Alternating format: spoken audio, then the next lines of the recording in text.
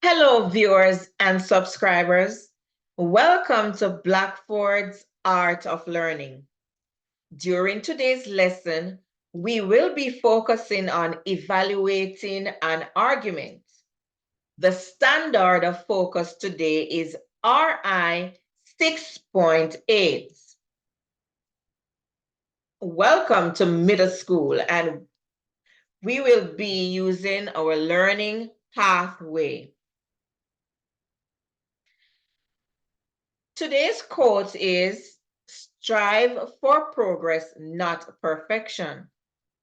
Today, you will need the following items: pencil, computer, ELA notebook, and iReady textbook.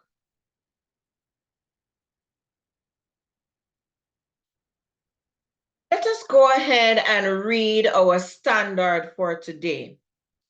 RI 6.8, trace and evaluate the argument and specific claims in a text, distinguishing claims that are supported by reasons and evidence from claims that are not.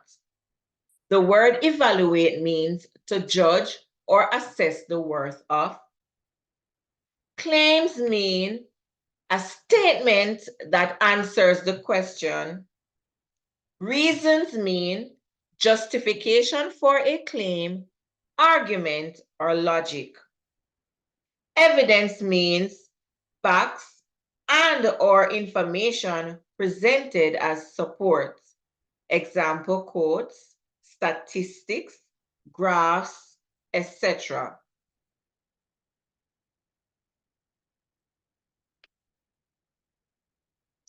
Now let us these anchor charts that we'll be using to support our lesson. Students, in your ELA notebook, go ahead and record the meaning of these 4 words from our anchor chart. So in our bubble, we have trace and evaluate. And these terms are very important to our lesson: reasons, claim, support, and evidence. Go ahead and record the meaning of these terms. Reasons, statements made to explain a belief. Claim, writer's position, problem, or issue. Support, reasons or evidence that helps prove the claim. Evidence, specific reference such as a fact, statistic, quotation, or opinion that is used to support a claim. You may pause the video while you take your notes. In our second anchor chart, it says questions readers can ask to analyze arguments. What is the claim being made? Is there one central claim? Does the text give different perspectives, claims on an issue? What reasons are given to support or substantiate the claim? What's the evidence to support these reasons?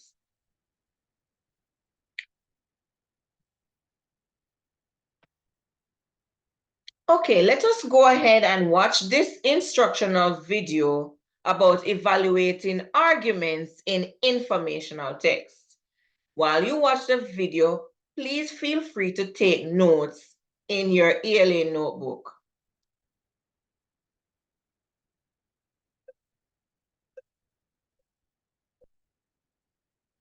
Hi.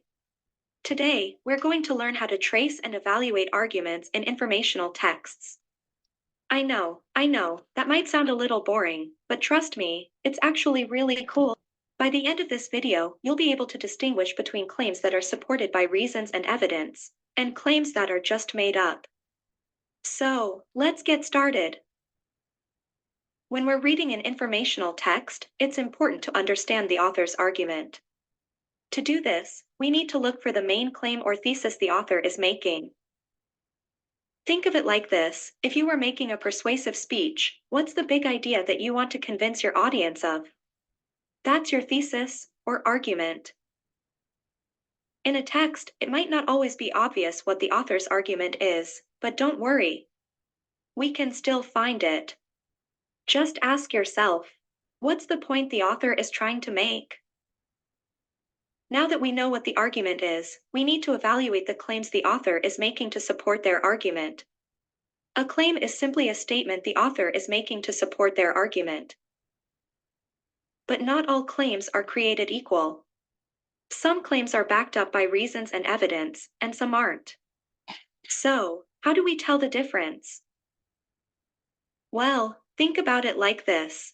If someone says, I know aliens exist, because I saw one in my backyard last night, you'd probably be skeptical, right? That's because there's no evidence to support their claim. But if someone says, I know aliens exist, because of this study conducted by NASA that found microbial life on Mars, you might be a little more convinced.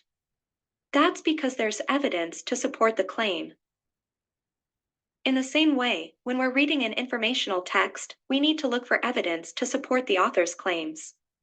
If there's no evidence, then we need to be skeptical of that claim. Let's take a look at some real-world examples. Example number 1. Eating fast food is bad for your health. Now, this is a pretty common claim, but is it supported by evidence? Well, there have been numerous studies that have shown that regularly eating fast food can lead to health problems, like obesity, high cholesterol, and heart disease. So, in this case, the claim is supported by evidence. Example number 2. Drinking coffee makes you taller. This one is a little more, out there. But let's evaluate it anyway. Is there any evidence to support this claim? No, there isn't. So, we can be skeptical of this claim. So, there you have it. By tracing the argument and evaluating the claims in an informational text, you can separate the fact from the fiction. And, who knows, you might even learn something new along the way. Okay, boys and girls, you just watched the video and I hope you have learned additional information about evaluating arguments, because I have. I can recall in the video they spoke about a claim that eating fast food is bad for your health. And they also gave some evidence such as obesity and bad breath, which would lead to bad health. Now, boys and girls, here are some academic vocabulary that we will be utilizing during our lesson. I want you to record in your ELA notebook any of these key vocabulary terms that you are unfamiliar with so that you can have additional information. You may pause the video. Now, before we go into our lesson, you're going to use this Padlet to record what you know about evaluating arguments. So once you enter the Padlet, you're going to click on the plus sign and you're going to type and give us your prior knowledge about evaluating arguments.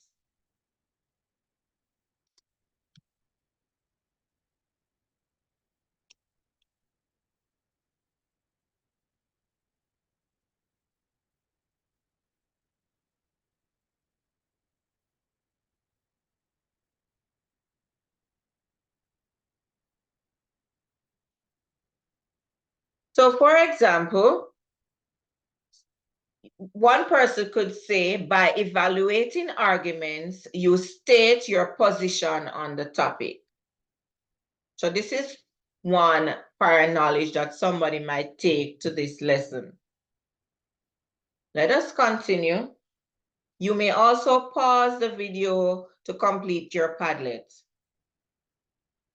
Now let's go into it and learn more about evaluating arguments.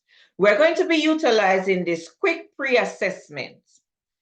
You're going to read this short paragraph, then answer these two questions. What is the author's point or claim in the paragraph?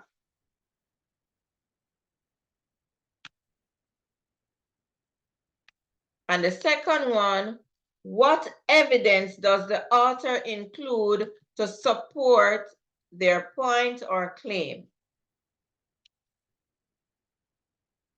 So the paragraph reads, Steve Jobs created innovative electronics such as the iPod, iPhone, iPad, and Mac computers.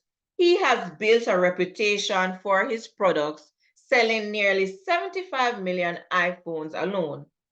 Apple sells the best electronics out there.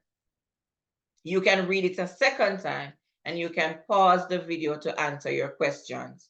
So let us look at the first question. What is the author's point or claim in the paragraph? The author's claim is that Apple sells the best electronics out there. So let's go ahead and type our response. Apple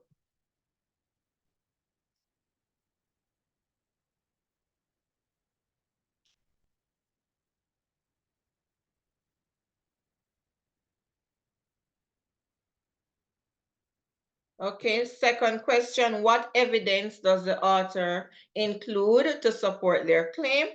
Okay, if we look at the first sentence, Steve Jobs created innovative electronics such as the iPod, iPhone, iPad, and Mac computers. That's an evidence. So let's record that.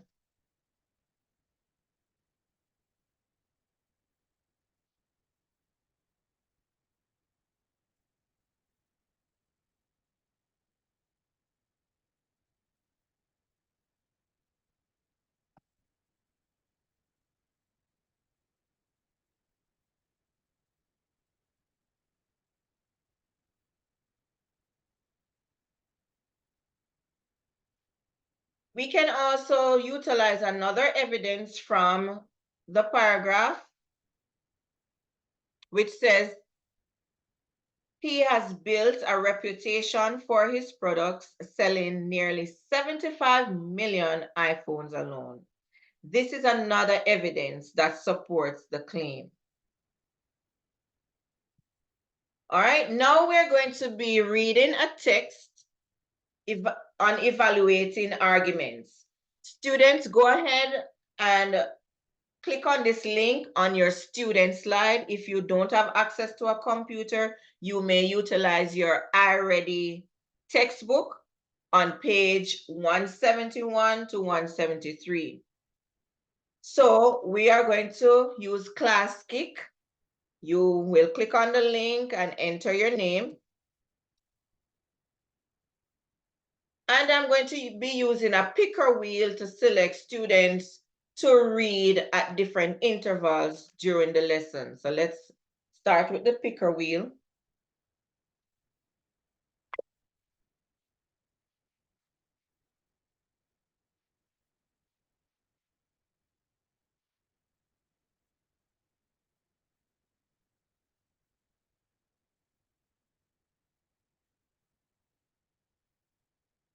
Yay, so Trent will be reading first. So let's pretend that we have a Trent in class and Trent is going to read. Teachers can use this picker wheel at any point in their lesson to get students involved. So we're doing lesson 17, evaluating an argument, and Trent will do our first reading. An argument states an author's position about a topic and tries to get readers to agree with it. As a reader, it's your job to evaluate or judge whether the author's argument is sound. That is, whether it presents clear thinking and sensible ideas. Begin evaluating an argument by tracing or figuring out how the author has built it. First, identify the author's position on the topic, then study any claims. Claims are statements the author presents as true in order to support his or her position. Also note any reason and evidence the author gives to support each claim.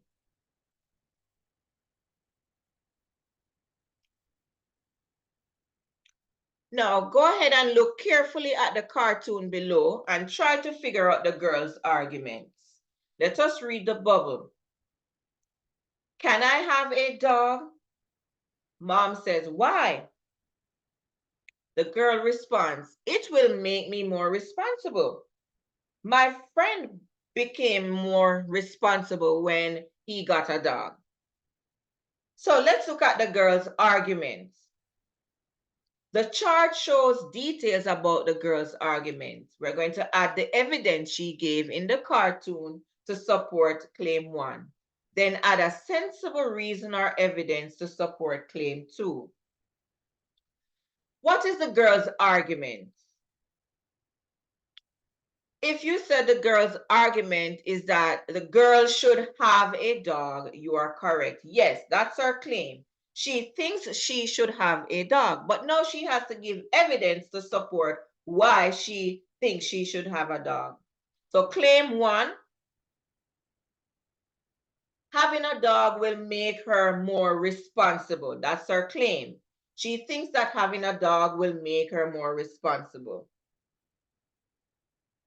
What's her reason or evidence? Based on the picture, what's her reason or evidence? She thinks that she will have a dog because it will make her more responsible. And the evidence from the picture says, my friend became more responsible when he got a dog. So that's another evidence. So let's record our evidence. Her evidence is that her friend got a dog and was more responsible. Now let us look at claim 2. A dog will be a good friend and companion to her. That's another claim. But what's the evidence? We are all familiar with dogs. So it is safe to say that dogs are known for their loyalty, affection, and playfulness. So we could write they are known for their affection, loyalty, and playfulness. Good. All right, let's move on. And we're going to pretend that we have used the picker wheel again and we chose another student. Say, for example, Jane. So it's Jane's turn to read. All right, so we're going to continue by reading this story. It's entitled Today's Lesson, Hip Hop. So it says, read the following persuasive essay and about whether hip hop should be taught in English class.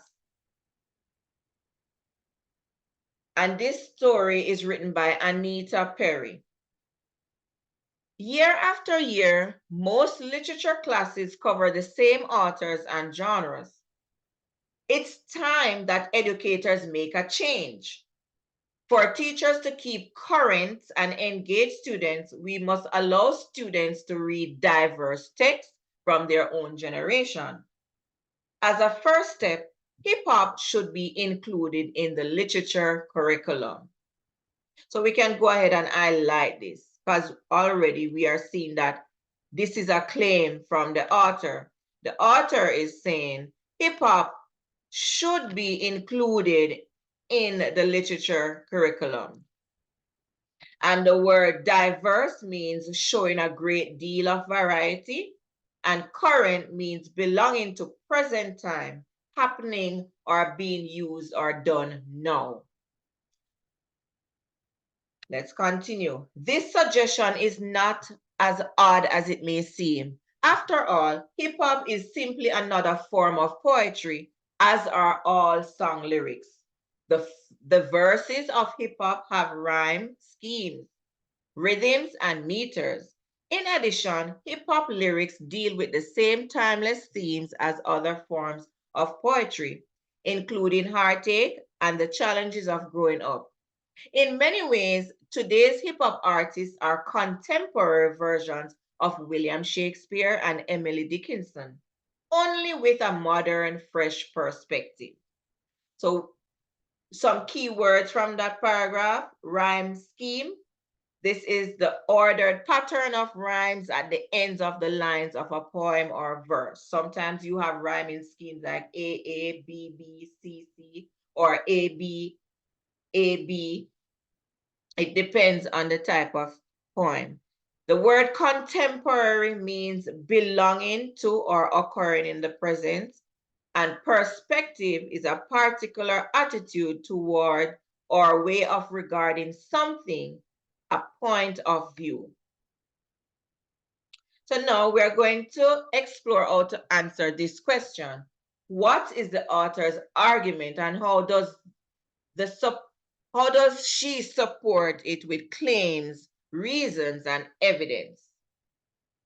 First, we're going to identify what the author wants to convince you about. And I think we already highlighted that. Then find the claim she uses to show why her position is sound. Finally, identify reasons or evidence she gives to support each claim.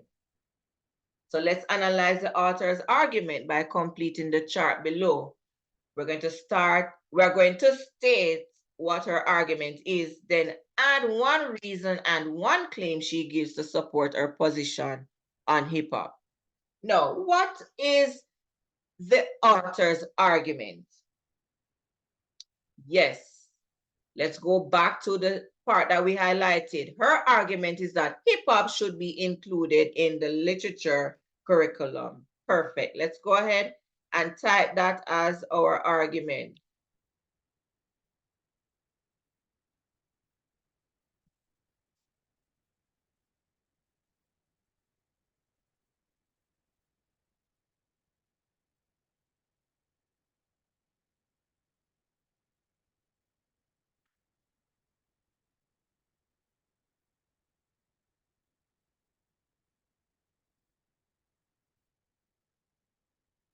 All right. So our argument, hip hop should be included in the literature curriculum. Claim one is that hip hop is a form of poetry. So that's the claim. And what reason would the author give from the text? If we go back to the text, it says the verses of hip hop have rhyme schemes, rhythms, and meters. So that is a reason. So let's go ahead and type our reason.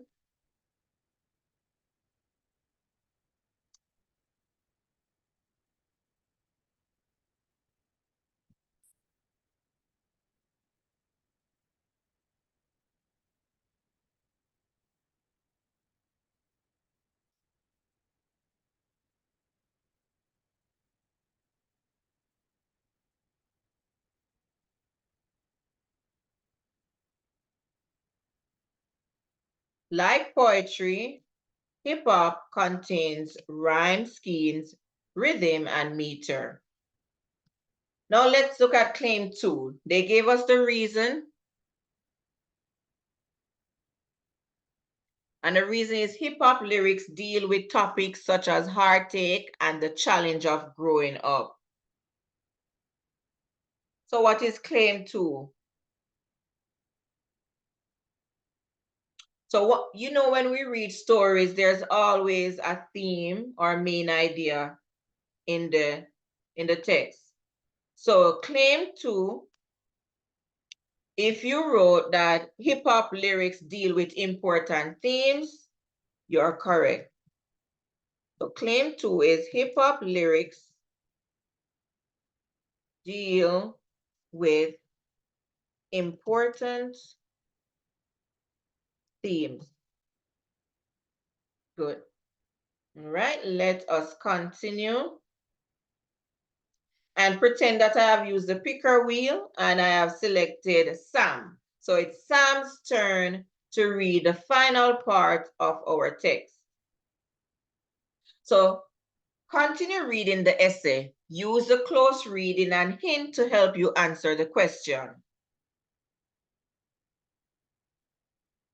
Examining hip-hop songs in class can help teachers identify more closely with their students' interests, cultures, and life experiences. This seems to be something important, so let's highlight. If you are using your notebook, your textbook, you can use your highlighter to highlight this part of the text. The subject matter or lyrics of some hip hop songs may be objectionable, but teachers can find plenty of acceptable options to explore. Additionally, teachers can help students think critically about the lyrics and messages of their favorite songs.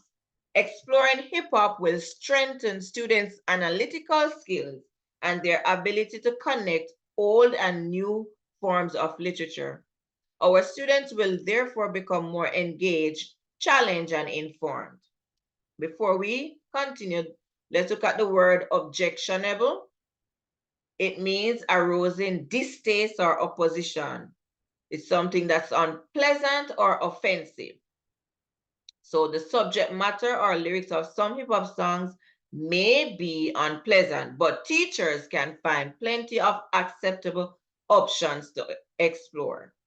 The word analytical means relating to or using analysis or logical reasoning. Okay?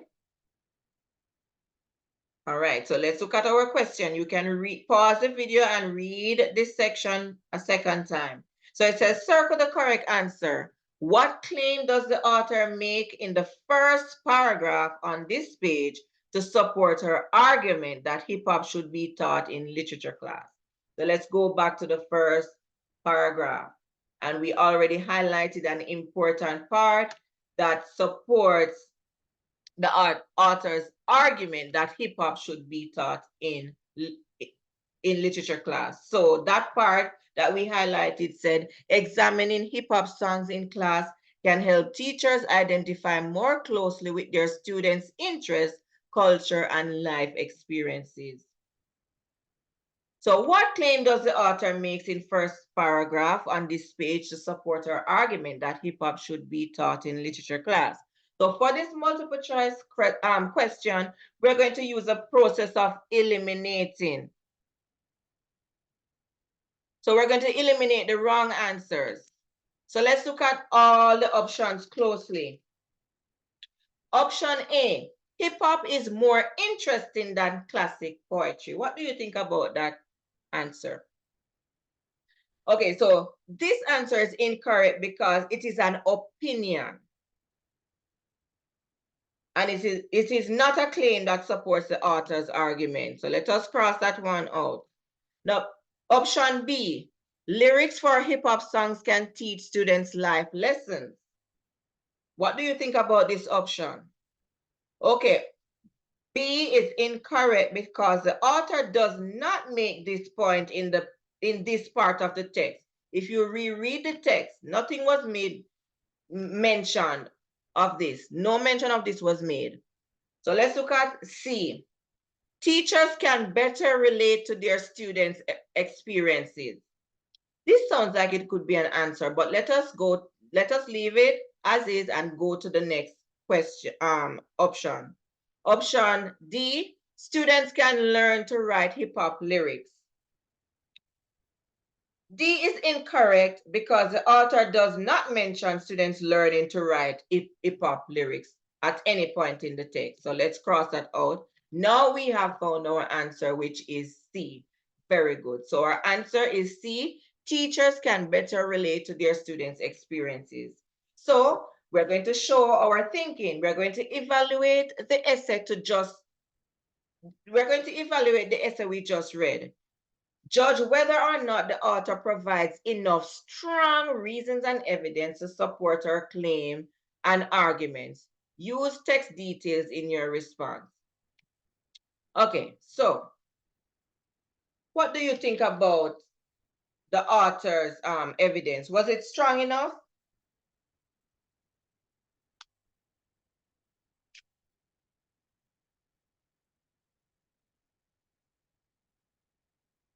Okay, so we can say the author does not support her argument well. While she gives some reasons as support for her claims, she provides no facts or concrete evidence as proof.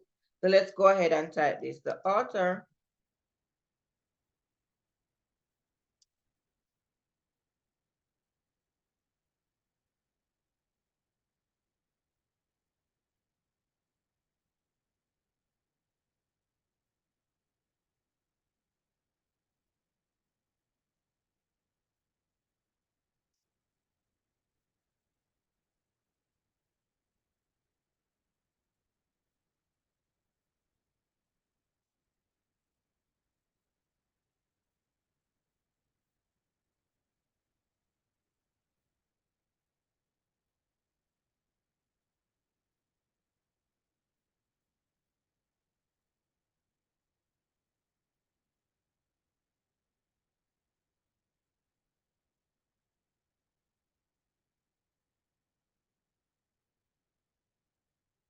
Okay, boys and girls, we have come to the end of our reading of this text. Very good work.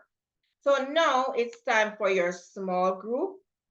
And in your small group, you're going to be reading the story, Repair, Revitalize, and Restore. And you're going to use the same strategies that we used just now. So in your small groups, you are going to utilize this cooperative learning strategy, read and write something. So you're going to work with a partner, and student one is going to read a few sentences or a paragraph of the text. Student two will comment on what was just read. Then the whole group discusses and they individually make margin notes. You can make the notes in your book or on Classik. Then student two reads the next few sentences or paragraph of the text. Student one comments on what was just read. The whole group discusses and they individually make margin notes. Then step 5, you will repeat this process, continuing clockwise around the group to finish the text. While you're doing that, I'll be working with a small group. Okay, here ends our lesson. Thank you everyone who viewed this lesson, and I hope it was helpful. Please remember to like, share, leave a comment, and subscribe to our channel.